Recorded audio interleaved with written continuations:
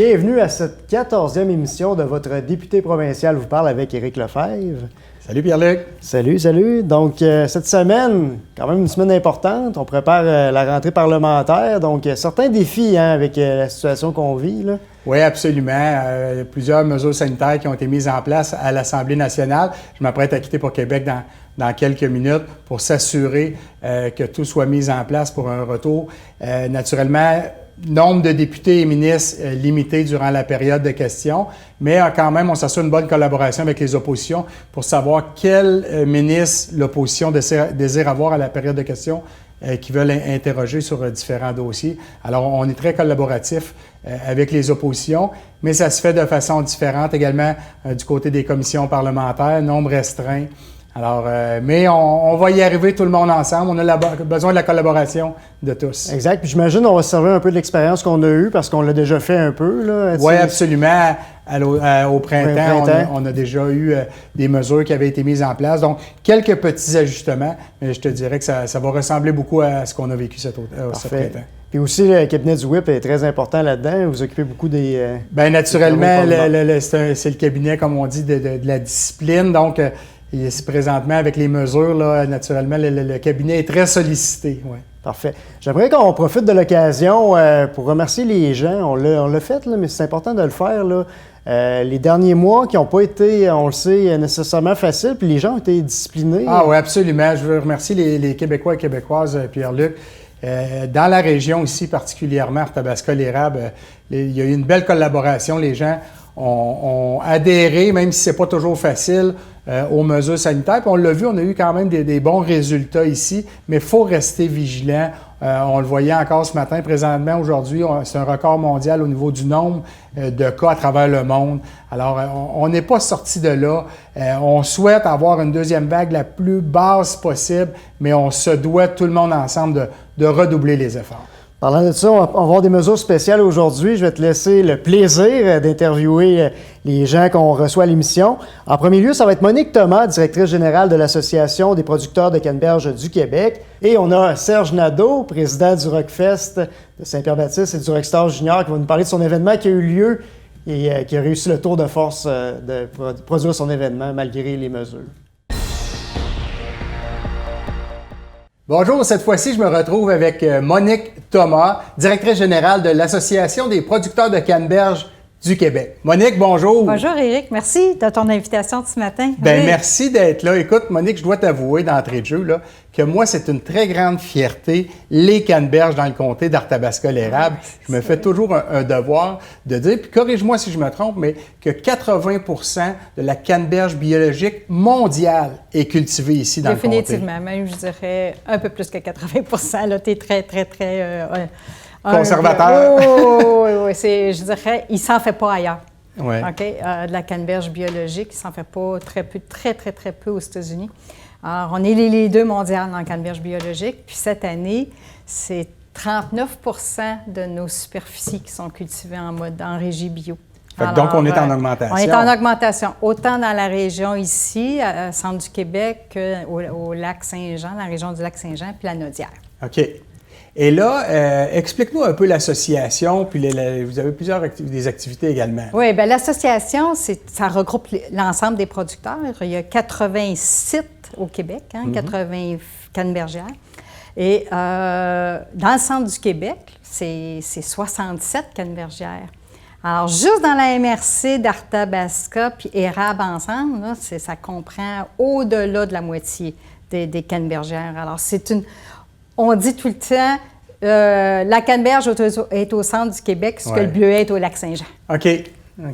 Définitivement. La masse critique de producteurs, l'ensemble de tout le véhicule économique, là, les transformateurs, les fournisseurs d'équipements, les chercheurs, on a plein de travailleurs dans les champs, des travailleurs étrangers, on a des dépisteurs. Alors, toute cette masse critique-là, ça amène beaucoup d'emplois ici dans la région du centre du Québec. Et également, on a besoin de travailleurs étrangers. Je pense que c'est une industrie où est-ce que vous avez besoin de travailleurs étrangers. C'est un défi pour vous aussi, hein? Oui. Pas de travailleurs étrangers, là, on n'aurait pas de canneberge. Ah oui, c'est ça. La canneberge, elle resterait dans les champs, comme c'est arrivé cet été un peu dans les fraises puis les asperges. C'est des situations dramatiques qui, heureusement, ne se produisent pas chaque année.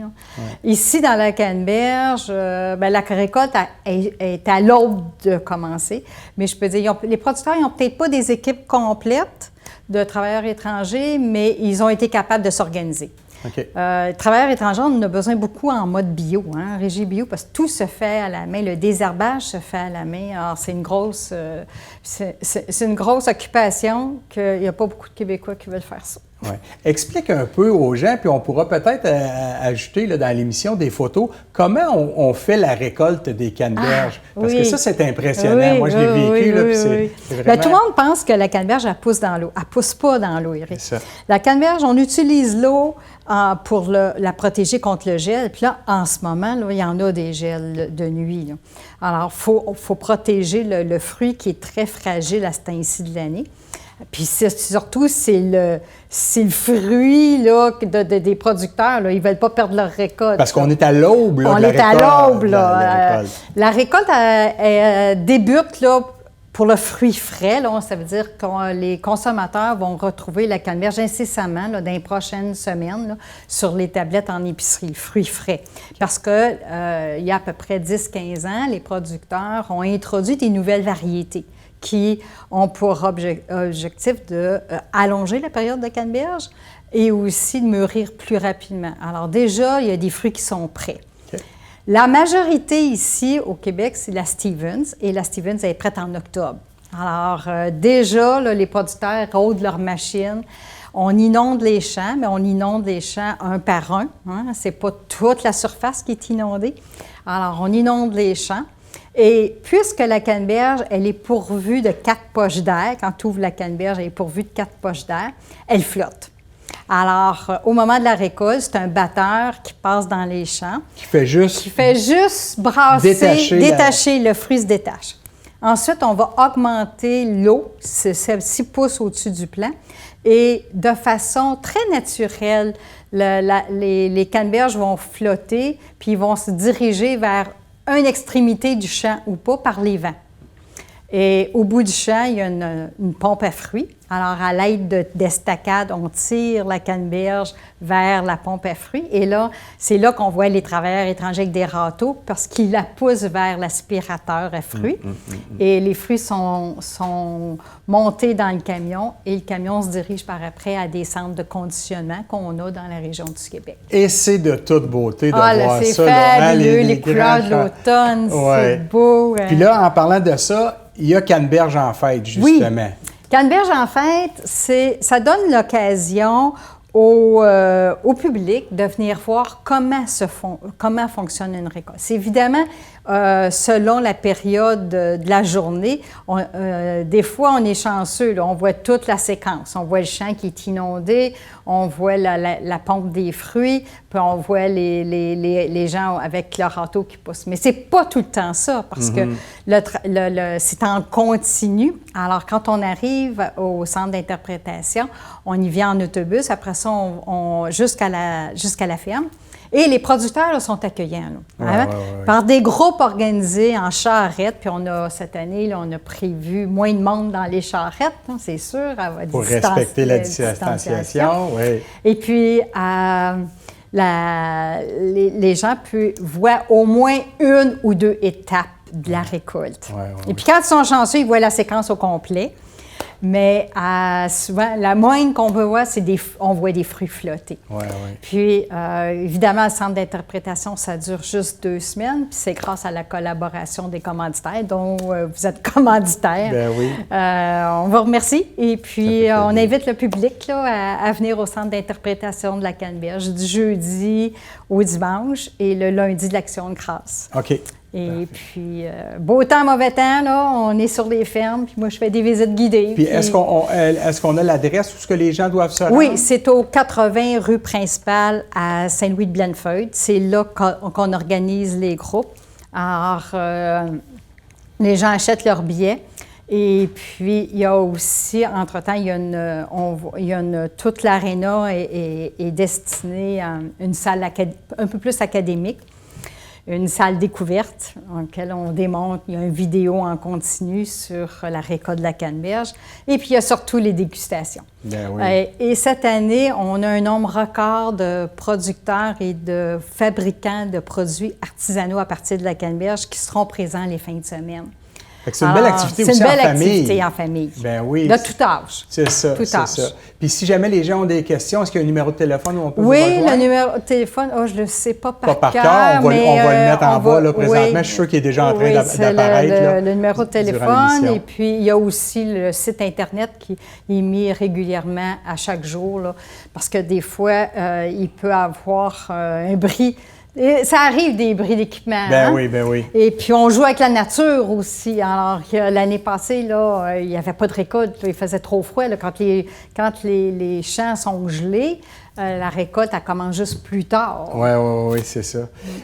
Qu'est-ce que je voulais dire? Donc, M. Biellaire, qui était, on dit, le père fondateur pratiquement de la canneberge. L'an passé, je lui ai remis la médaille de l'Assemblée nationale pour justement le remercier de son implication, puis d'avoir été un des pionniers à bâtir cette belle industrie. Le premier là, qui a introduit la canneberge au Québec, là, c'est la famille Larocque. C'est Édouard Larocque en 1938 qui a introduit, après essai et erreur, parce que ça n'a pas été en criant ciseaux, il a introduit la canneberge. Après ça, son fils Charles Larocque a pris la relève et aujourd'hui, c'est Louis-Michel Larocque. OK. Ça a pris 40 ans entre 1938 et 1984, l'année où M. Biellaire a acheté des superficies et développé des superficies à Saint-Louis-de-Blenfeuille. Et Canneberge Biellaire, c'est la plus grande cannebergière sur un même site au monde. On n'en connaît pas des plus grandes. Et c'est un passionné. Et c'est un passionné.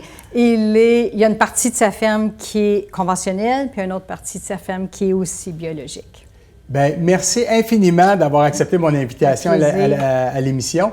Et on invite toute la population, naturellement, à aller vous visiter. C'est un beau fruit. Absolument. Plein de vertus pour la santé. Merci. Merci. On poursuit l'émission avec un autre invité dans quelques instants. Alors, cette fois-ci, je me retrouve avec mon ami Serge Nadeau, président du Rockfest et Rockfest Junior de Saint-Pierre-Baptiste. Serge, bon matin. Bon matin, Éric. Serge, merci beaucoup d'être là. Puis je te dis bon matin parce que tu arrives de ton gros week-end. Écoute, je sais que tu n'as pas dormi beaucoup, mais je voulais profiter de toute l'énergie que tu as encore de ton événement pour venir nous en parler. Comprends donc, puis merci de l'invitation parce qu'effectivement, on est encore en train de décanter tout ça dans ma mémoire actuellement, puis avec une belle fierté de réussite avec toute l'équipe de bénévoles et partenaires et tout ça. Donc, on a vraiment réussi un événement dans les circonstances et surtout d'encourager un milieu culturel qui en avait tellement besoin, là, autant au niveau des artistes et des techniciens de scène et tout ça, qui était un petit peu, pour moi, je dirais, la première motivation pourquoi qu'on le fait cette année, quand on aurait pu peut-être rester bien tranquille chez nous.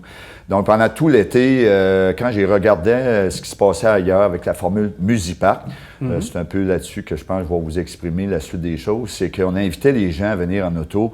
Comme au Cinépark à l'époque. Vraiment, comme au Cinépark. Puis bien sûr, il fallait s'assurer que le terrain, avec sa configuration naturelle, puisse permettre d'avoir une belle visibilité, de regarder un spectacle tout bien tranquille dans son véhicule ou à la limite avec leur chaise là, en avant de leur véhicule.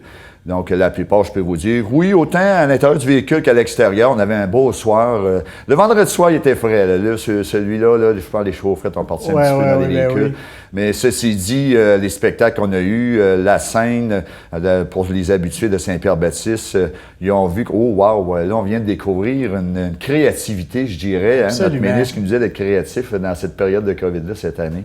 Et je peux vous dire que oui, on a été créatifs. Puis les artistes, tout le son aussi, tu me disais, vous avez mis tout ce qu'il fallait. Ça, c'était pour moi un élément important dans l'invitation des artistes, de leur offrir une scène comme si on était vraiment en festival. Je croyais pas trop à la formule. Oui, il y avait la bande FM quand même, mais les gens pouvaient écouter dans leur véhicule. Tout était organisé au niveau technologique. Mais je voulais quand même sentir, hein, vous savez, quand on est dans un festival, on aime bien sentir la musique que nos artistes font. Autant pour eux de s'entendre et de nous voir réagir à tout ça. Et ça a vibré à Saint-Pierre-Baptiste. Puis là, je ne veux pas faire choquer mon ami Martin à la régie, là, mais je ne me taperai pas dessus, mais on aime ça quand on sent la musique qui nous vibre, là, justement, avec le son. Là. Puis, ceci dit, regardez, on a eu quand même 4 gros spectacles là, à partir du vendredi. Je ne vous cacherai pas que l'artiste ou le groupe fétiche de la fin de semaine, qui était le groupe Caïn, qui était aussi, je dirais, l'autre bougie d'allumage à accepter de démarrer ce projet-là, parce que on s'entend qu'ils ne peuvent pas demander des cachets réguliers, mais tout le monde a fait leur part au niveau financier, autant que pour notre part à nous, dans ce budget-là, qui est quand même une centaine de milliers de dollars, malgré tout. Il fallait voir... Et je rappelle, dans un village de 500 personnes. Là. C'est ça. C'est en plein ça. C'est incroyable. Ça, c'est, je dirais, une belle petite fierté locale.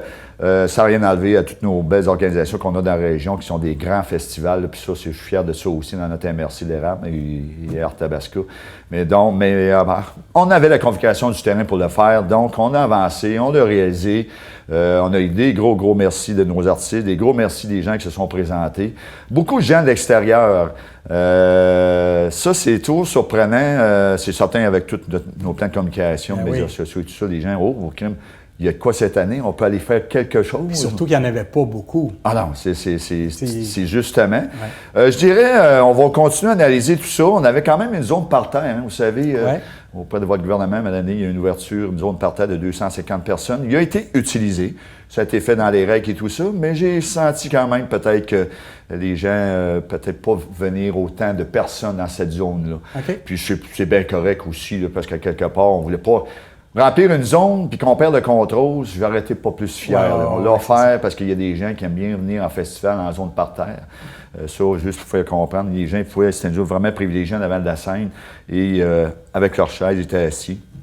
Et bien sûr, vous allez voir dans les prochains médias sociaux et journaux, les photos, on a bien sûr beaucoup d'images et de vidéos de cette fin de semaine-là. Donc, on va pouvoir partager ça autant vers nos autres organisateurs, collaborateurs de notre région. J'ai des téléphones, ils veulent vraiment savoir comment on a réussi ça dans les règles. Oui, et tu m'avais dit, Serge, pour moi, c'était important que toutes les mesures sanitaires étaient mises en place. Tu avais des agents de sécurité aussi qui s'assuraient que les gens respectent les normes de la santé publique. Alors, c'était vraiment tolérance zéro au niveau de la présence des festivaliers. On leur remettait une feuille explicative de leur travail qu'ils avaient à faire ou leur discipline sur le terrain. Nos équipes de sécurité, des équipes professionnelles qui avaient même déjà fait le travail dans le coin de la période estivale à 12 événements du genre. Donc, on n'a pas lésiné sur ce côté-là parce qu'on ne voulait pas, justement, avoir de surprises. On a un registre de tous nos festivaliers. Ça aussi, c'est un petit peu à la dernière minute. Je me dis, là, je pense qu'avec les bénévoles, on fait un effort supplémentaire au cas où. Donc, s'il se passe de quoi, parce que par mon métier moi-même, je suis toujours dans l'aspect sécurité de mes choses à mon travail. Fait que c'était un petit peu quand même, pour moi, pas trop difficile de mettre en place cette structure-là. Puis, collaboration des gens, comment ça a été? Très bien, très bien. 98 aucun, je dirais, délinquant de la chose comme tel. Puis, étant donné que nos équipes de sécurité, des gens à l'extérieur qui n'avaient pas de... on ne peut pas demander à un bénévole de faire ce genre de travail-là, qui connaît, exemple, c'est son voisin. Parce que le port du masque était en circulation régulièrement sur le terrain. On avait d'autres même, l'organisation, offert des masques gratuitement en plus. On accueillait les gens juste un petit à côté. Ça, c'était un petit clin d'œil à nos partenaires, les fameuses croustilles Yum Yum et fromages Victoria. Quand on va en cinépark, c'est quoi qu'on fait? On est assis dans notre auto, puis on mange des chips. Et voilà. Peut-être qu'il y avait juste le popcorn qui n'était pas là. Tous les festivaliers qui arrivaient en auto, on leur remettait gratuitement. Gratuitement, là. C'était une façon de les accueillir. Bien, c'est ça. Qu'est-ce qui a permis vraiment à avoir tous ces petits clins d'œil-là de part et d'autre, des efforts de tout le monde, l'aspect financier? Le gouvernement a participé d'une façon très importante. Puis, bien sûr, notre milieu coopératif local, Desjardins Érable, Manoise-Lac-William, et bien sûr, au terminal Patrimoine canadien. Donc, les gens dans les milieux gouvernementaux, je dirais, ils forçaient la main si on pouvait vraiment être créatif à tout ça, ou innover, ou être audacieux, mais regardez. Puis moi, Serge, ce que j'ai bien aimé quand tu es venu me rencontrer cette semaine à mon bureau, tu as dit, Éric, tu sais, au lieu de demander les chips gratuites, le fromage, tu as dit, ces gens-là qui nous supportent tout le temps, cette fois-là, on va les acheter pour démontrer qu'on encourage aussi nos commerces. Puis quand tu m'as dit aussi, je le fais pour tous les travailleurs derrière la scène. Je pense mon ami Martin qui était à la régie, Oui, des oui, gars qui oui. sont à la régie dans ces spectacles-là, qui ont eu des années excessivement difficiles, ben, de dire peut-être que oui, on va avoir beaucoup moins de monde, puis non, si on prend le montant total versus le nombre de personnes, on dit que c'est un peu fou, mais au-delà de ça, on fait travailler des gens dans leur passion pour les aider à passer au travers. Puis ça, là, ça m'a vraiment touché, Serge, bravo. Tu as un très bon point là-dessus, Éric, parce que c'est vraiment le cœur de notre motivation au comité quand on a démarré ça. C'était pas de faire un événement cette année qu'on dit qu'on en ressort des grands profits et tout, c'était d'encourager le milieu. Ouais. Puis je sais que tous ceux qu'on a encouragés, puis il y a des années que nos festivals, on a de la misère. Puis ces gens-là, ils nous donnent un coup de main, ils ne sont pas trop sévères à leurs frais de service ou quoi de genre. Donc, cette année, c'était notre tour. On a des gens ou des partenaires qui nous ont vraiment, vraiment appuyés financièrement. Donc, il n'y aura pas de déficit à ça, là, je ne croirais pas. Là. Mais c'était une fierté pour nous de dire, regardez, c'est notre tour cette année et on va vous encourager. Puis, même si, pour le moment, ça sera peut-être juste une petite poussière dans l'histoire, parce que le milieu culturel, c'est à l'année. C'est pas juste dans un week-end. Ouais. Fait qu'en espérant que cet exemple-là pourra permettre, avec nos santé publiques et tout ça, de voir 2021, nos festivals, comment qu'on pourra upgrader encore ce genre d'invitation-là et de structure. On vit le stress de la pandémie, tout le monde. Oui. Ces jeunes-là vivent un stress. Fait que de leur permettre de vivre leur passion, ce qu'ils ont fait l'an passé, de retourner à Rockfest Junior, bien, c'est excessivement important. Alors, Serge, bravo à toi et à toute ton équipe d'avoir réussi ce tour de force-là pendant cette pandémie. Oui. Puis on souhaite le meilleur à tous pour 2021. Alors, encore une fois, puis dis merci à toute ta gang. Oui, merci tout le monde. Merci bénévoles. 2021, fin juillet. À bientôt, mon ami. Merci. Éric, on a eu une très, très belle émission, des invités dynamiques. C'était vraiment plaisant. Je te laisse le mot de la fin. Bien, merci beaucoup, Pierre-Luc. Oui, merci à nos invités qui ont été avec nous aujourd'hui. Mais je veux en profiter, Pierre-Luc, aussi, également pour remercier la population. Dans cette période de COVID, je sais que c'est pas facile pour les gens. Mais je veux remercier les gens du comté d'Arthabasca-l'Érable. On a des bons résultats dans le comté. On se doit tous ensemble de poursuivre les efforts.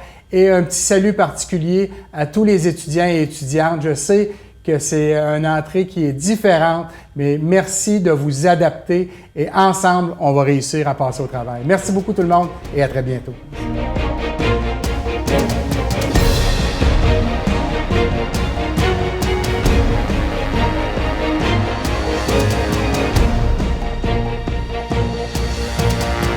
Au Québec, 6 257 tonnes de plastique agricole sont consommées chaque année.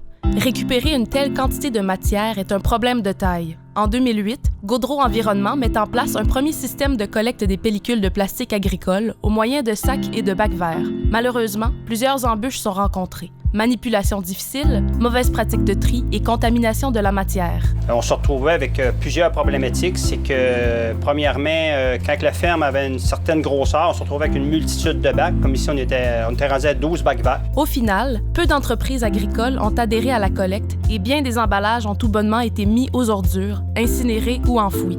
Conséquemment, la municipalité essuie des pertes financières liées à l'augmentation des coûts d'enfouissement. En mai 2016, un nouveau projet pilote, chapeauté par le Centre d'innovation sociale en agriculture du Cégep de Victoriaville, voit le jour à Tingwick. Son objectif? Trouver une méthode simple et efficace pour ramasser les plastiques agricoles afin d'en détourner le maximum du site d'enfouissement. Sandrine Ducruc, chercheure du CISA, souligne les premiers résultats positifs de la nouvelle méthode de collecte. Depuis que le projet a commencé en mai 2016, on a fait 4 collectes. Et pour les 4 collectes, on a récupéré plus de environ 22 tonnes de matière, ce qui équivaut à environ 5 tonnes qu'on récupère à chaque fois qu'on fait une collecte. Une telle initiative ne peut fonctionner que grâce à la collaboration de nombreux acteurs, dont Chantal Ramsey, directrice générale de Tingwick. Il faut vraiment être tous des collaborateurs parce que s'il en manque un, on a eu CISA pour l'aide, aller chercher l'information puis tout ça. Gaudreau qui a participé en fournissant les conteneurs. Gestera qui était toujours là pour nous amener de l'information. Depuis que le projet a commencé, on a 34 agriculteurs qui sont impliqués dans le projet. Ces 34-là représentent en fait 90% des fermes de Tinwik. Très proche de ces agriculteurs, la municipalité de Tinwik s'est assurée que cette nouvelle méthode soit accueillie comme un changement positif. C'est important d'avoir la collaboration d'agriculteurs qui sont venus nous dire la problématique. Puis par la suite, qui sont venus nous dire « ça va bien, on aime ça ». Pour les agriculteurs, la procédure est simple et permet d'acheminer une matière propre et prête au recyclage. Moi, ma méthode de déballage pour les balles rondes, je vais chercher la balle, je la porte dans un entourage sec, propre. Je prends mon couteau, je découpe le plastique, je l'enlève de la balle. Quand il y a du foin qui reste à l'intérieur, je le secoue puis je le mets dans le conteneur. C'est simple puis c'est rapide. Anciennement, on manipulait une multitude de bacs. Puis dorénavant, bien, regarde, on ne touche pas nos conteneurs. Le camion arrive dans la cour, il charge le conteneur, puis en quelques minutes, tout est terminé. Tous les plastiques, on peut les mettre dans ce conteneur-là. Une fois arrivé au centre de tri, le plastique agricole est mis en ballot afin d'être vendu sur le marché de l'export, où il sera regranulé et retransformé en matière première.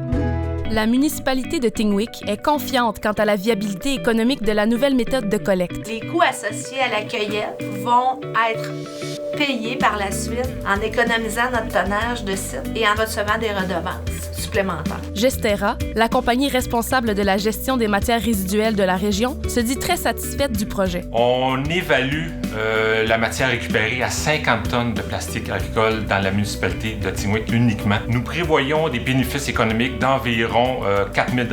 Si ces résidus représentent un déchet nuisible pour les agriculteurs de Tinwik, ici, ils sont une vraie ressource qui servira à créer de nouveaux matériaux. Donc, les plastiques agricoles sont faits de polyéthylène, qui est un matériau de haute valeur qui est facilement valorisable. Nous, chez Gaudreau Environnement, on a développé un procédé qui permet de valoriser le plastique et le verre de la collecte sélective. Et puis, on les utilise pour en faire des pavés 100% recyclés.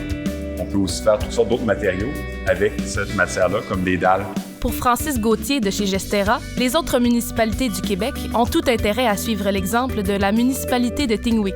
Les avantages qu'une municipalité comme Tinwik peut retirer d'un tel projet pilote est bien évidemment la diminution de la matière vouée en l'enfouissement. Dans le cas présent, on peut imaginer une diminution nette de l'enfouissement de l'ordre de 8 à 14 %. Le modèle de collecte expérimenté à Tinwik a été conçu de façon à pouvoir être implanté dans toutes les municipalités du Québec.